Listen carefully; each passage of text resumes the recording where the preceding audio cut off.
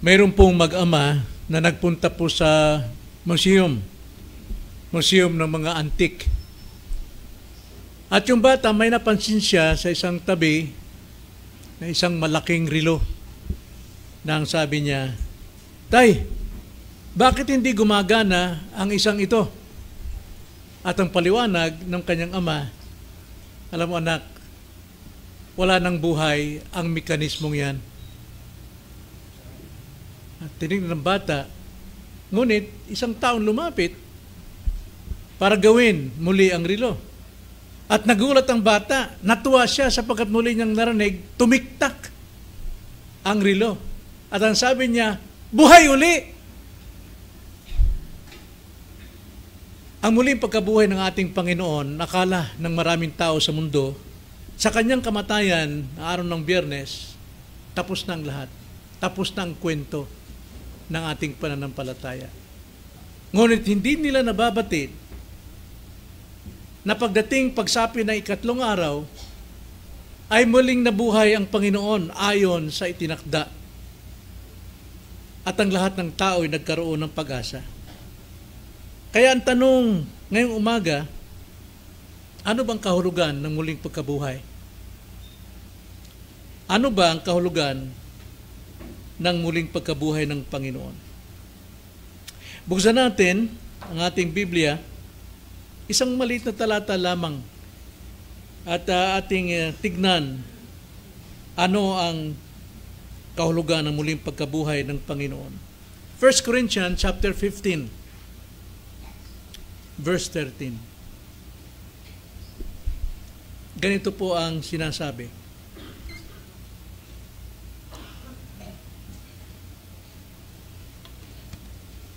"Subalit, kung walang pagkabuhay na muli ng mga patay, si Kristo man ay hindi muling binuhay." May kaugnayan po rito ang muling pagkabuhay ng ating Panginoon sa muling pagkabuhay din ng mga mananampalataya. Tayo po'y manalangin. Panginoon, nais naming maunawaan ano po ba talaga ang kahulugan ng inyong muling pagkabuhay. Ito ba ay kailangan naming harapin sa emosyon, magkatuwaan, magkalundagan sa paggunita ng iyong pagkabuhay at hanggang doon lamang? Ano po ang koneksyon nito sa amin bilang mananampalataya? Nais naming maunawaan, kaya dalangin namin ang iyong banal na Espiritu ang siyang magbigay sa amin ng kaunawaang espiritual upang maipamuhay namin ang totoo at tunay na kahulugan nito sa aming pong mga buhay. Inyo pong isulat sa aming mga puso ang mga kahulugan nito at pakinabang sa aming buhay upang sa araw-araw masasabi namin kami nabubuhay sa muling pagkabuhay ng aming Panginoong Hesukristo. Maraming salamat po, O Diyos, naway huwag niyo kaming iwan sa aming sariling kakayanang pag-unawa, kundi kayo po magbigay sa amin ito. Ang lahat ng ito ay samot dalangin namin sa pangalan ng Panginoong Hesus. Amen. Naalala ko nung tayo po ay Pentecostal, charismatic pa. Tayo po ay naatangan ng buong iglesia ng Las Piñas para tayo ang maghanda, mag-asikaso ng pagtitikom sa, kung tawagin, sunrise, salubong. At libo-libo tayo nagkakaisa, maraming iglesia sa Las Piñas. At nagbibigayan ng mga prutas, pagkain, nagkakasayahan, palakpakan, sayawan, tugtugan dahil sa pag-aalala ng muling pagkabuhay ng Panginoon. Yun ang ginagawa natin taon-taon sa loob ng 15 years. Sapagkat 15 years tayong Pentecostal charismatic. pero hindi natanim sa puso ko, ano bang kahulugan talaga nun? Magbunyi lang ba? Magsayawan lang ba? Mag-awitan lang ba? Yun ba talaga ang totoong mensahe? Muling pagkabuhay, pag-asa. Wala, ano ba talaga ang muling pagkabuhay, mga kapatid? Ang banal na kasulatan ay hindi po nagkukulang. Marami pong sagot, pero sa sandaling ito, sasagutin lamang ito ng banal na kasulatan sa tatlong paraan, tatlong bahagi sa atin ngayong umaga. Anong kahulugan at anong pakinabang nito sa atin bilang mga mananampalataya? So ang banal na kasulatan, napakarami pong kasagutan tungkol dyan. Ngunit magbibigay lamang tayo ng apat, hindi pa tatlo, apat na kahulugan ng muling pagkabuhay ni Kristo at pakinabang nito sa atin. Unang-una, ang kahulugan ng muling pagkabuhay ay tagumpay sa kasalanan at kamatayan. Yun po ang unang-unang dahilan, kahulugan. Tagumpay sa kasalanan at kamatayan. Sapagkat ang tao po ay makasalanan at ang bunga ng kasalanan ay kamatayan. Ito ang sabi sa 1 Corinthians chapter 15 verse 17. Kung si Kristo ay hindi muling binuhay, ang inyong pananampalataya ay walang kabuluhan. Kayo'y nananatili pa sa inyong mga kasalanan. Tandaan natin, ang muling pagkabuhay itanim natin sa ating puso, hindi dahil tayo'y dapat magsaya na sinabuhay. Hindi para sumayaw at tumawid, kundi ang kahulugan nito, tagumpay o naisagawa na ng Panginoon ang kasagutan ng ating kasalanan na magdadala sa atin sa kamatayan sa impyerno. Yan po ang katotohanan, tagumpay sa kasalanan at kamatayan. Muling pagkabuhay ni Kristo ay isang patunay ng tagumpay sa atin laban sa kasalanan at kamatayan. Lahat tayo makasalanan at tayo'y mamamatay sapagkat tayo po ay mga nagkasala. Kaya pinapakita rito, kung hindi muling binuhay o nabuhay si Kristo, walang katuturan ang kanyang sakripisyo. Ang sakripisyo ni Kristo simula pa lamang sa kanyang pagbaba mula sa langit, sapagkat siya'y hindi dumating bilang Diyos, kundi hinubad niya ang kanyang pagka-Diyos at siya'y naglingkod sa mga tao, sa ilalim ng mga tao, isang kahihiyan, isang pahirap sa kanya, sa isang kaluwalhatian ng Diyos ay naging tao. At hindi lamang yon, siya'y naghirap din upang bigyan ng pag-asa ang lahat ng tao hanggang sa kanyang pagdurusa sa krus, kamatayan sa krus. Dahil kung hindi ginawa ni Kristo, kung tayo po magbabayad sa ating kasalanan, ang sabi sa Romans chapter 6 verse 23, ang kabayaran ng kasalanan ay kamatayan. At hindi tayo mabubuhay muli bilang katunayan na ating natalo o nagapi ang kasalanan at kamatayan. Tanging isang Diyos lamang nagkatawang tao ang maaring gumawa nito. At dahil siya'y muling nabuhay, ito'y patunay na tinanggap ng Diyos Ama ang kanyang handog para sa ating kasalanan. At ang kasalanan natin, ang resulta nito ay kamatayan sa dagat-dagatang impyerno. At yun dapat doon tayo magbunyi, unang-una. Pero nung ginagawa ng mga tao, puro saya, limot na. Bukas lang limot na nila ang araw anong araw ito? Anong season? Semana Santa. Limot na. Kaya nga, mga kapatid, may bisa ngayon ang ating pangangaral. Ang pangangaral tungkol sa kaligtasan sapagkat naganap na, nagtagumpay na si Jesus sa kasalanan. At kabayaran ng kasalanan ang kamatayan. Mayroon na tayong lakas at kapangyarihang ibahagi ang salita ng Diyos para sa paglilinis ng kasalanan ng sino mang taong sasampalataya sa mensaheng ating ipinapangaral. Ang resurrection, ang muling pagkabuhay, ay katunayan ng kabayaran ng kasalanan ng Panginoon. Namatay si Jesus bilang kapalit ng ating kasalanan, sapagkat yun ang kabayaran. Ngunit siya'y muling nabuhay at nagpapatunay, tapos na, tagumpay na. Kaya nga, ang kailangan lamang ng tao ay dapat sumampalataya kay Kristo. Tanggapin si Kristo bilang kanyang personal na tagapagligtas at hindi na siya magpapapako sa krus. Hindi na siya magdurusa.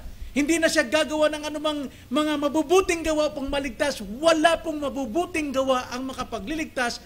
Tanging si Kristong tagapagligtas at tanging gawa ni Kristo sa kamatayan at muling pagkabuhay ang siyang makapagliligtas sa atin. Kaya nga, yun ang kahulugan. Unang-una, sinasabi ng banal na kasulatan, tagumpay sa kasalanan at kamatayan. Ikalawa na kahulugan, ang muling pagkabuhay ay katiyakan ng buhay na walang hanggan. Lahat ng tao itinakda minsan lang mamatay. Saan makikita yon? Hebreo 9:27. Kaya huwag kayo maniniwala mayroong taong namatay na at muling nabuhay at magtuturo sa iyo, oy, magsisi kayo kasi mabigat sa impyerno, galing ako doon. Paano ka nakabalik doon? Ay, dapat magsisi kayo sapagkat nakarating na ako ng langit. Ang ganda doon. Eh, ba't ka pa bumalik? Minsan lang po itinakda sa tao ang mamatay. Ang sabi, si Pilita Corrales namatay tapos nabuhay uli. Pero namatay uli. Medyo scientific yan. Maring mayroong nangyari na siya po ay hindi tumibok ang puso, ngunit nabuhay. Hindi ko alam. Pero piniwalaan ko ang Bible. Minsan lang itinakda ng Diyos sa tao ang mamatay at pagkatapos ay ang paghuhukom sa impyerno kung hindi siya mananampalataya. Pero itong muling pagkabuhay ni Kristo, ang kanyang resurrection, ito po ang ibig sabihin ng katiyakan ng sino mang sumampalataya sa kanya may buhay na walang hanggan. Tingnan nyo, John 11:25. John 11:25. Sinabi ni Jesucristo sa mga taong nasa harapan niya na mga mananampalataya. Ang sabi ni Kristo, sinabi sa kanya ni Jesus, ako ang muling pagkabuhay at ang buhay. Ang sumasampalataya sa akin, bagamat siya'y mamatay, ay mabubuhay. Nakita niyo? Lahat ng sumasampalataya kay Jesus na siyang muling pagkabuhay at siyang may-ari ng buhay, mamatay man siya, ay muli siyang bubuhayin ng Panginoon. Kaya nga, ang muling pagkabuhay ni Kristo, ito yung katiyakan ng sino mang sumampalataya sa Kanya ay may taglay na buhay na walang hanggan. Kaya nga, resurrection, magbunyay tayo. Mayroong layunin at dahilan ng ating pagbunyay. Hindi dahil nakaugalian ng born again, magsaya, maglundag, magsayawan. No. Kaya ako natutuwa. Kahit gagawin ko taon-taon, sapagkat ito yung katiyakan ng aking pag-aari ng buhay na walang hanggan. Ito ang sinabi ng Panginoon. Dahil si Kristo ay nabuhay na muli, may katiyakan tayong muli ring bubuhayin. Kaya nang turo ni Pablo sa Thessalonians, maraming nalulungkot. Dahil nagturo si Pablo ng muling pagkabuhay, pero marami ng mga namatay na mga magulang nila anak, hindi pa nabubuhay. Kaya sabi ni Pablo sa chapter 4, huwag niyong ipagtaka ito mga kapatid. Huwag kayong manatili sa inyong kawalang kaalaman. Darating ang Panginoon at lahat ng mga namatay na, sila'y natutulog lang ngayon, muling bubuhayin at kayo nabuhay pa at silang patay na, sama-sama tayong dadalhin sa kanyang kaharian. Sapagkat pangako ng Panginoon, ang sinong sumampalataya sa akin, bagamat siya'y mamatay, ay mabubuhay. Kaya nga, bilang Kristiyano, ang ating katiyakan, nandiyan po sa resurrection, muling pagkabuhay. Alam niyo ba ang sabi ni Peter sa 1 Peter chapter 1 verse 3? Ito yung dakilang pag-asa at kabagan sa atin. Ang batayan po ng ating muling pagkabuhay, muling kapanganakan, hindi lang basta sa kapangyarihan ng Espiritu, kundi ang kapangyarihan ng Espiritu, ang batayan ng ating muling pagkabuhay ay ang muling pagkabuhay ni Kristo. Sapagkat kung walang pagkabuhay si Kristo, lahat tayo ay walang pag-asa. Walang silbi ang ating pananampalataya. Ngayon, kung wala kang pananampalataya, at ang pananampalataya mo pa rin yung turo ng mga tao, kung ano yung ginagawang pagdiriwang, kung ano yung tradisyon ng isang Kristiyano. Maraming iglesia ngayon, masabi natin Christian, born again, ano pa man, pero namumuhay sila sa tradisyon at hindi sa banal na kasulatan. Tandaan natin, ang sabi ni Kristo, kung kayo'y mananatili sa aking salita, tunay na kayo'y aking mga alagad, malalaman ninyong katotohanan at ang katotohanan ang siya makapagpapalaya sa inyo. Hindi sa mga konong kaugalian ng mga nagsasabing Kristiyano. It must be the word, the truth. Kaya nga, kung ikaw ay mananampalataya, kung ikay sumampalataya talaga kay Kristo, hindi dahil ikaw ay naniniwala sa aral, mga tradisyon na kailan lumapit ka, altar call, diyan ka maliligtas, mga kapatid, mali! There is only one Savior. Isa lang tagapagligtas, hindi yung ginagawa natin pag-aksyon, kundi yung ating paniniwala sa tagapagligtas na si Kristo. Kaya bumitiw na kayo sa ganong klaseng aral na inyong tinanggap. Hindi kayo maliligtas. Hindi ang tunay na pananampalataya. Sapagkat ang tunay na pananampalataya nakabati lamang sa tunay na sinasampalatayanan, sa kanyang pagka-Diyos, sa kanyang pagkatao, sa kanyang kamatayan, sa kanyang muling pagkabuhay. Hindi sa anumang aktibidad na ginagawa sa simbahan. Kaya nga mga kapatid, ang muling pagkabuhay ay katiyakan ng ating buhay na walang hanggan. Ikatlo, mga kapatid. Ikatlong kahulugan, ang muling pagkabuhay ay kalakasan para sa ating pamumuhay dito sa mundo. Ito yung bagong pagkatao natin, yung ating pong inaning buhay ni Kristo sa kanyang resurrection. Ito yung lakas natin, puwersa natin, na daigin natin ang takbo ng sanlibutan. Ito yung mag-uudyok sa atin na hindi tayo makahalubilo sa mundo. Hindi tayo makahalubilo sa anumang mga ritual at tradisyon na ginagawa ng mga tao, kundi tuon tayo sa katotohanan sa salita ng Panginoon. Romans 6:4, ganito.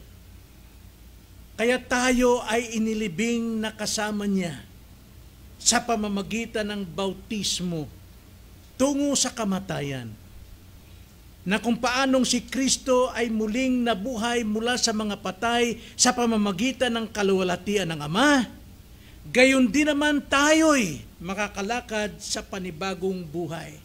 Kung wala po ang muling pagkabuhay ni Kristo, hindi tayo makakalakad sa bagong buhay. Mananatili tayo sa luma nating pagkatao. Mananatili tayo sa pagkalipin ng kasalanan. At dahil po si Kristo'y muling nabuhay, tayo'y pinalaya sa kasalanan. At kung paanong si Kristo nabuhay sa bagong pagkabuhay, ganun din ang mananampalataya may kalakasang mamuhay sa bagong buhay na taglay natin ngayon. Kaya nga ang muling pagkabuhay ng Panginoon, ang ibig sabihin, kalakasan, katatagan natin. Kaya nating lumaban sa sanlibutan. Kaya nating labanan ng kasalanan. Kaya nating labanan ang mga tukso. Hindi tayo magpapaalipin. Hindi tayo susunod sa gawa ng laman, kundi sumusunod tayo sa gawa ng Espiritu. Now, lumang pagkatao natin, mga kapatid, alam natin, self-centered yun eh. Masyado tayong makasarili. Masyado tayong makasarili. At yun ay kasamang nailibing ni Kristo. Na gusto ko yung paliwanag dito, mga kapatid. Nang sabi, kaya tayo'y inilibing na kasama niya sa pamagitan ng bautismo tungo sa kamatayan. Now, bautismo po dyan, itong bautismo walang tubig. Sapagkat hindi yan tumutukoy sa bautismo sa tubig. Pero, lumalarawan sa bautismo na ating binautismo kapag tayo po ay sumampalataya kay Kristo at handang magpasakop sa iglesia at handang magpaturo hanggang katapusan, dapat bautismo ang sa tubig. Pero once na ikaw po'y sumampalataya, ang sabi po sa 1 Corinthians 12, tayo po, lahat tayo ay binautismuhan sa Espiritu. Isang Espiritu lang bautismo sa atin. At ang bautismong ito ay ang bautismo ng muling pagkabuhay ng ating Panginoon. Kaya nga, isasaglit ko ang pagiging miyembro ng iglesia. Hindi ka mananatiling Kristiyano nag-iisa. Hindi ka mananatiling Kristiyano kung hindi ka nagkukomit sa isang lokal na iglesia, sapagkat yan po ay utos ng Panginoon na dapat nagpapasakop kayo sa isang lokal na iglesia. Pattern, Acts 2 verse 40 hanggang 42. Nung mangaral si Apostol Pablo tungkol sa kamatayan ni Kristo, marami pong nagsisi, 3,000. At lahat pong mga nagsisi, silang mga sumampalataya at nagsisi, sila ay nagpabautismo. At silang mga nabautismohan, idinagdag sa iglesia. At silang mga nasa iglesia, nagpatuloy sila sa mga doktrina ng apostol, pakikipag-isa ng mananampalataya, banal na hapunan, at prayer meeting. Imposibleng Kristiyano ka na hindi ka nagpapasakop sa kalooban ni Kristo na ikaw ay magpatanaw sa isang lokal na iglesia. Dapat kang mapabilang sa katawan ni Kristo. Ang iglesia ay katawan ni Kristo. Kaya hanggat hindi ka pa nagpukumitar ng iyong buhay na magpasakop sa isang lokal na iglesia, mga kapatid, mahirap sabing apply sa iyo ang resurrection ni Christ. Binaliwala mo. Ayaw mong paniwalaan na lahat tayo nabubuhay sa panampalataya. Romans 1:17, the righteous shall live by faith. Yan po ang kailangan. So, yun po yung lumang pagkatao natin, buhay natin. Tatalikuran natin yun. Iwasan natin, mamuhay na tayo ngayon sa kalakasan ng bagong buhay mula sa muling pagkabuhay ni Kristo. Bago na ang ating buhay ngayon. At yan ay pinatunayan ng muling pagkabuhay ni Kristo. Kaya, sino mang tayong sumampalataya kay Kristo na kasama, nakabautismo tayo sa kanyang katawan. Kaya ang sabi sa 2 Corinthians chapter 5 verse 17, sino mang na kay Kristo, ang sabi doon, siya isang bagong nilalang. Tignan.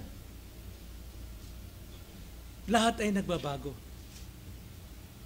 Once you are saved, then you will be saved. Hindi po yung doktrina ng once saved, always saved.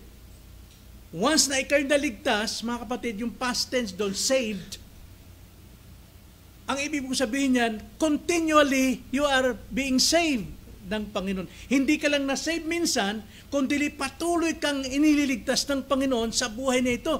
At ang pagliligtas na ito, ito yung bunga ng bagong buhay ni Kristo, resurrection as your new life. Kaya, ang pagkabuhay ni Kristo nagbibigay sa atin ng kakayanan na pagtagumpayan natin ang buhay. Hindi na tayo makikiayon sa takbo ng sanlibutan. Well, kalayaan niyo yung sumaya kayo ng TikTok para kay mga siraulo na gagawin niyo lahat ng inyong katatawanan, sasayaw kayo sa TikTok para lang kumita maraming views. That is world. Yan na po isang libutan.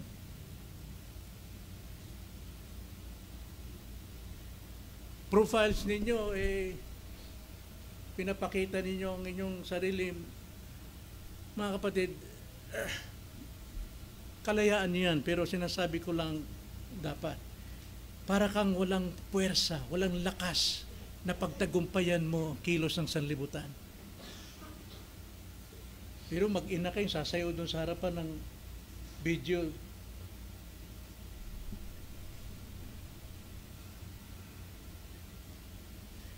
Nakikiayon tayo sa takbo ng mundo. Pero sabi ko, kalayaan niyo yan. Kalayaan niyo kung ang araw ng Sunday, gagawin yung ordinary day, kalayaan niyo yan. Pero hindi yan ang patunay ng isang taong may bagong buhay mula sa resurrection of Christ. Pang-apat at panghuli, mga kapatid. So nakita natin, sa apat po na patunay ng banal na kasulatan tungkol sa kahulugan ng pagkabuhay, nakita natin ito'y tagumpay laban sa kasalanan at kamatayan. So hindi na tayo takot doon. We are already saved from the past, present, and future sins. Ligtas na tayo doon para sa impyerno. Pero, hindi pa tayo ligtas sa presensya ng kasalanan, nandito pa. Araw-araw nakagawa pa tayo ng kasalanan. Pero hindi ibig sabihin, hindi tayo ligtas. Ligtas na tayo yung bayad sa impyerno. Pero sa kasalukuyan, presence, nandiyan pa rin tayo nakakasala. Kaya nga kailangan natin ang puwersa ng kapangyarihan ng resurrection ni Christ para tayo makapamuhay ng may kabanalan. At darating ang panahon, mawawala na tayo, ligtas na tayo sa presensya ng kasalanan. That is glorification. Luwalhati na tayo ng Diyos, wala nang kasalanan doon. Pero ngayon, mayroon tayong puwersa, lakas, para paglabanan ito. Then, katiyakan buhay na walang hanggan. Ikatlo, ito yung kalakasan para tayo mamuhay sa isang bagong buhay Kristiyano. At pang-apat, katibayan ng huling paghuhukom. Kung tayo po ay namumuhay sa resurrection of Christ, pinamuhay natin, mga kapatid, darating pa ba tayo sa hukom? So, ito pong resurrection ni Christ, ito yung patibay na si Kristo ay muling nabuhay upang siya ang maghuhukom pagdating ng panahon. Basahin natin, mga kapatid, Acts chapter 17, verse 30 to 31. Ganito ang sabi. Acts 17:30 to 31. Ang mga panahon ng kahangalan ay pinalampas na ng Diyos. Pinalampas na nga ng Diyos.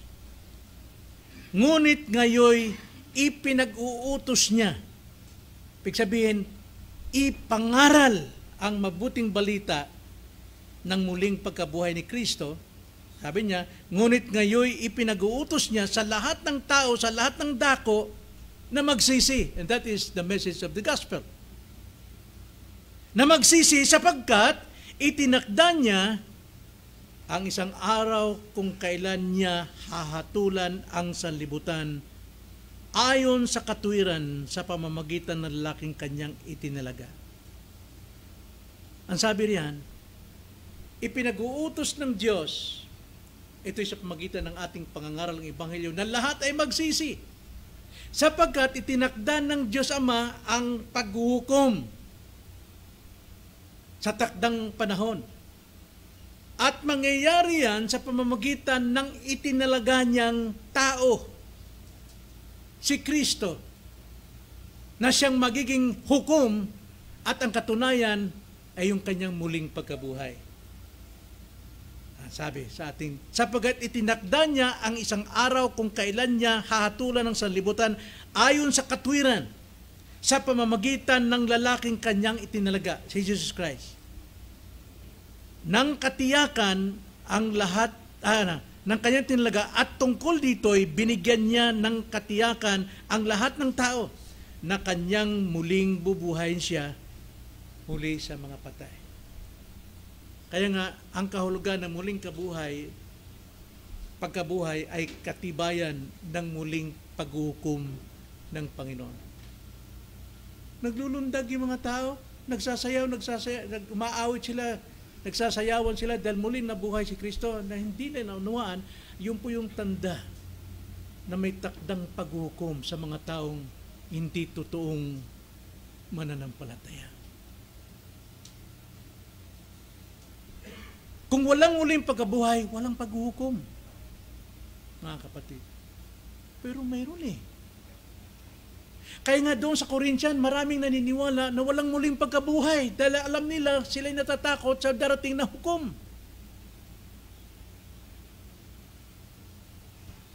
Pero ang sabi nito, sapagkat kanyang itinalaga isang araw na kanyang huhukuman ng sanlibutan sa katwiran. Walang pagkakamali. Walang sinisino, walang kampihan. Katwiran. John 3:18, ang sino mang di sumampalataya kay Jesus, nahatulan na. Dito pa lamang, nahatulan na. Sapagkat sila hindi naniniwala kay Jesus. Kaya pagdating po sa takdang hukom, makatwiran ang paghuhukom ng Diyos.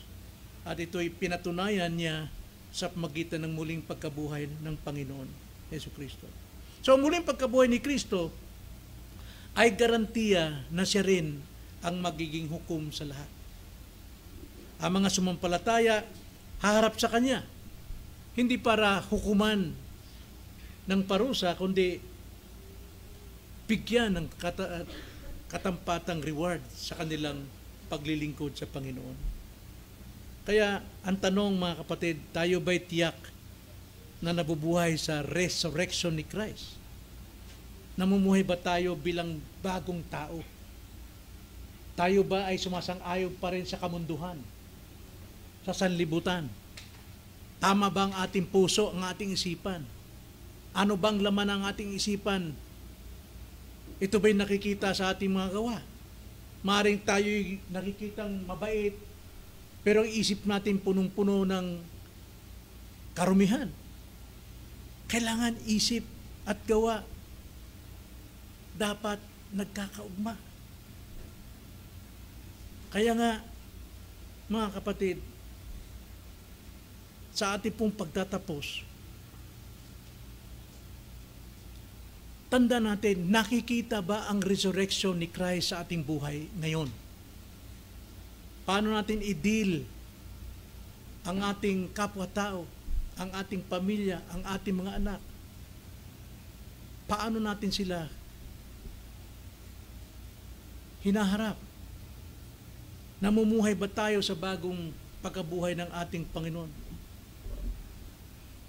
Tanda natin kung ano po yung kahulugan ng muling pagkabuhay ng Panginoon. Unang-una, katiyakan ng kapatawaran ng kasalanan at ang muling pagkabuhay natin.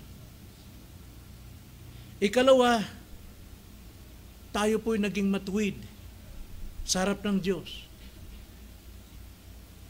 by justification o pag-aaring ganap, Romans 5:1.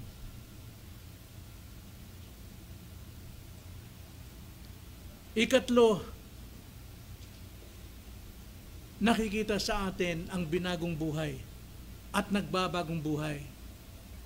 At yun ang doctrine of sanctification na ating napag-aralan the last time. By obeying, following the direction of the Holy Spirit, dapat tayong nabubuhay doon. Then, may katiyakan tayo ng kaluwalhatian at yan ay ang glorification. Ang pag-asa natin, muli kong babasahin mga kapatid, tandaan natin ito. John 11:25. Sinabi sa kanya ni Jesus, lagay natin dyan ang ating sarili. Sinabi sa iyo ni Jesus, ako ang muling pagkabuhay at ang buhay.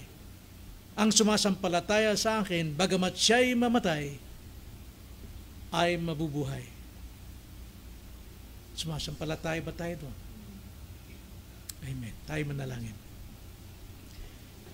Opo, Panginoon, ngayon naunawaan namin ang tunay na kahulugan ng resurrection ni Jesucristo. Hindi ito damdamin na kami po ay magbunyi dahil isinaulog namin, Panginoon, ang kanyang pagdurusa at paghihirap sa krus. Sa araw ng Biyernes at kamatayan, pagkalibing sa araw ng Sabado, kundi alam namin ang kahulugan ng tagumpay na ito sa kasalanan at kamatayan namin. Ito po ang katiyakan ng aming pagkakaroon o pag-aari ng buhay na walang hanggan. Kaya, Panginoon, mayroon kaming kapangyarihan at lakas na labanan ang takbo ng sanlibutan. At mayroon kaming kapayapaan mamuhay nito sa kasalukuyan. Salamat po, itong aming dalangin sa pangalan ng Panginoong Hesus. Amen.